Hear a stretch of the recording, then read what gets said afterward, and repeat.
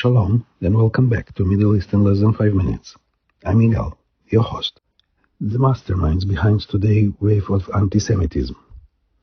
They didn't just hate the Jews, they engineered hate, institutionalized it, weaponized it. And no, I'm not talking about the Nazi Germany. I'm talking about the Soviet Union, the KGB, Yuri Andropov. And what you're about to hear isn't theory, it's documented disinformation.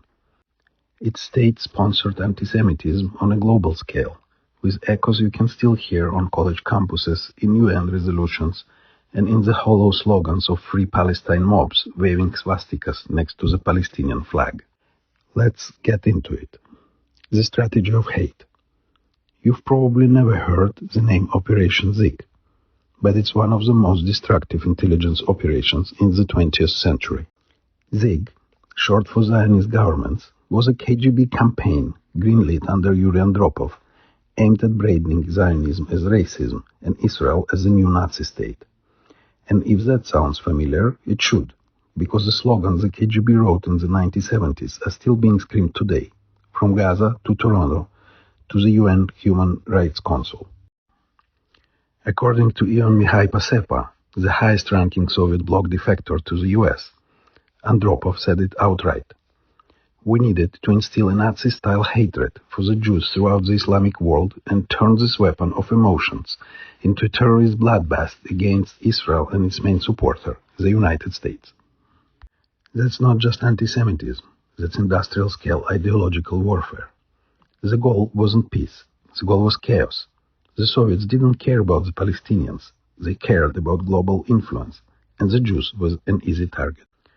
Manufacturing Palestine. Now, let's talk about the biggest geopolitical invention since the idea that Stalin was a man of the people, the Palestinian identity. There was no Palestinian nationality before 1967. Arabs in the West Bank and Gaza didn't call themselves Palestinians. They were Jordanians, Egyptians, Arabs.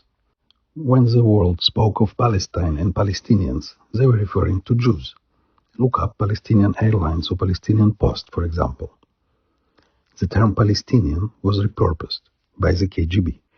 In the late 60s and early 70s, the KGB trained and funded Yasser Arafat and his fellow operators. They created the image of the oppressed revolutionary freedom fighter, Arafat, dressed like Che, speaking like Castro, bombing like the IRA. They helped Arafat rebrand a nationalist struggle as an anti-colonial, anti-Western, anti-Jewish cause. By 1975, thanks to Soviet and Arab League lobbying, the UN passed the infamous resolution declaring Zionism is a form of racism and racial discrimination.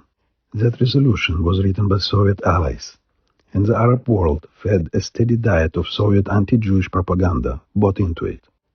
The echoes today.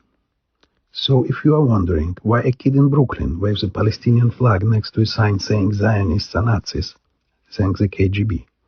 If you are wondering how the modern left, which claims to fight for human rights, end up marching shoulder to shoulder with Holocaust deniers, thank Andropov.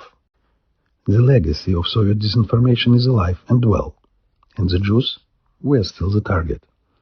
Palestinian terror didn't emerge from poverty, it emerged from propaganda, and that propaganda didn't come from the ground, it came from Moscow. The Soviet Union may have fallen, but their lies are still marching. A wake-up call. You want to stand with truth? Start telling it. There was no Palestinian state. The KGB created the narrative. Jew hatred was manufactured and exported like oil. This wasn't a spontaneous resistance. It was a Cold War weapon dressed in a keffiyeh. And it's still killing Jews today. Thanks for listening to Middle East in less than 5 minutes. I'm Igal, your host. This podcast doesn't do takes. It does truth. Uncomfortable truth, historical truth, Jewish truth. Share it, rate it, speak it. And next time someone tells you Zionism is racism, tell them who wrote the script. Until next time, Shalom.